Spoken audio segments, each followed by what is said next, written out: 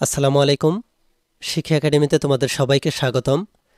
এই ভিডিওতে আমি তোমাদেরকে সপ্তম শ্রেণীর বাংলা বইয়ের ষষ্ঠ অধ্যায় সাহিত্য পড়ে লিখতে শিখে ষষ্ঠ পরিচ্ছেদের নাটকের ১৭৬ পৃষ্ঠা থেকে ১৮০ পৃষ্ঠার কাজগুলোর সমাধান দেখাবো। চলো আমরা দেখে নিই কাজগুলোতে কি বলা হয়েছে। এখানে প্রথমেই বলা হয়েছে বলিও লিখি। সেই ছেলেটি নাটকটির কাহিনী প্রথমে গল্পের মতো করে বলো, তারপর লেখো। আমি তোমাদেরকে এই কাজের একটি নমুনোত্তর দেখিয়ে দিচ্ছি, তোমরা নমুনোত্তরটিকে দেখে নাও। বলিও লিখির নমুনোত্তরটি হচ্ছে, সেই ছেলেটি নাটকের সেই ছেলেটি হলো আরজু। আরজু ছোটবেলায় একটি অসুখের কারণে তার পায়ের সমস্যা দেখা দেয়। তার পা চিকন হয়ে গেছে, সে একটানা বেশিক্ষণ হাঁটতে পারে না। এজন্য সে বন্ধুদের সাথে স্কুলে যাওয়ার সময় পথের মধ্যে হঠাৎ থেমে যায়। কিন্তু স্কুলে দেরি হয়ে যাবে এজন্য তার বন্ধুরা কেউ অপেক্ষা করে না, তাকে একাকী ফেলেই তারা স্কুলে চলে যায়।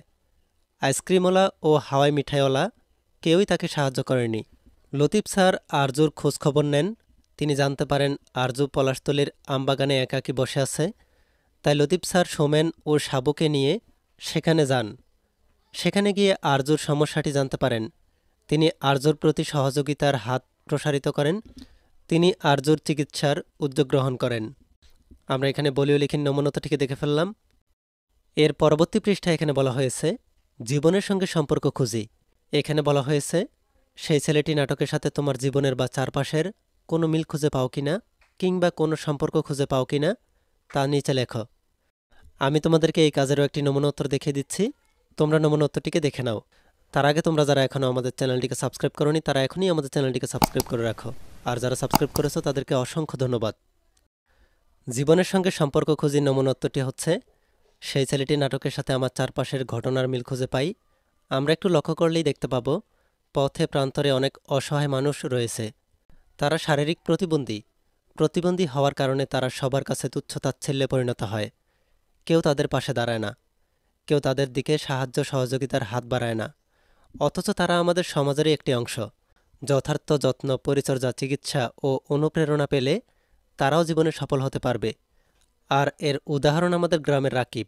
পায়ের সমস্যার জন্য সে খুঁড়িয়ে খুঁড়িয়ে হাঁটে, এজন্য সবাই তাকে ল্যাংড়া রাকিব বলে। আমাদের গ্রামের রহিম মেম্বার নিজ খরচে তার চিকিৎসার ব্যবস্থা করেন, তাকে লেখাপড়া করান। সেই রাকিব এখন এমএ পাশ করে একটি সরকারি স্কুলের শিক্ষক হয়েছেন।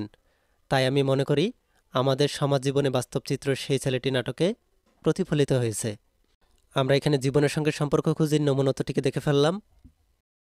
এর পরবর্তী পৃষ্ঠায় এখানে বলা হয়েছে নাটকের বৈশিষ্ট্য খুঁজি।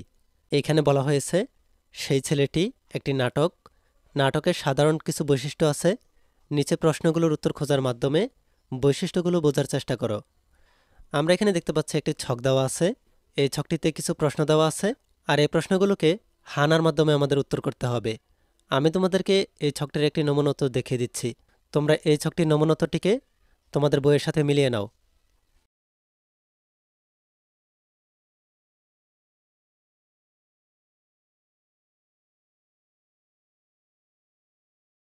এরপর এই ছকটির নিচে এখানে বলা হয়েছে নাটক কি। সংলাপ নির্ভর রচনাকে নাটক বলে। নাটক মূলত অভিনয়ের জন্য লেখা হয়। নাটকে একটি কাহিনী থাকে, কাহিনী ধীরে ধীরে পরিণতির দিকে এগিয়ে যায়। তোমরা এই বাকি লেখাগুলোকে পড়ে নিবে, আমি তোমাদেরকে পরবর্তী কাজটি দেখিয়ে দিচ্ছি। পরবর্তী পৃষ্ঠায় এখানে বলা হয়েছে সংলাপ লিখি।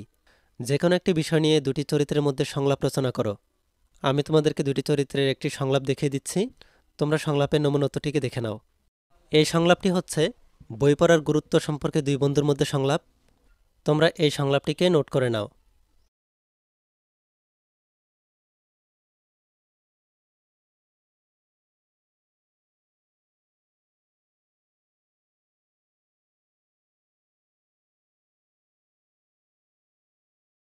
সর্বশেষ এখানে বলা হয়েছে অভিনয় করি। সেই ছেলেটি নাটকটি কয়েকজন বন্ধু মিলে অভিনয় করো। তোমরা এই কাজটির জন্য তোমাদের শ্রেণীকক্ষে শিক্ষকের সহায়তায় সেই ছেলেটি নাটকটি কয়েকজন বন্ধু মিলে নিজেরা অভিনয় করবে। এই ভিডিওটি তোমাদের কাছে ভালো লাগলে ভিডিওটিতে একটি লাইক দিয়ে দাও, আর পরবর্তী সকল ভিডিওগুলো পাওয়ার জন্য আমাদের এই চ্যানেলটিকে এখনই সাবস্ক্রাইব করে রাখো।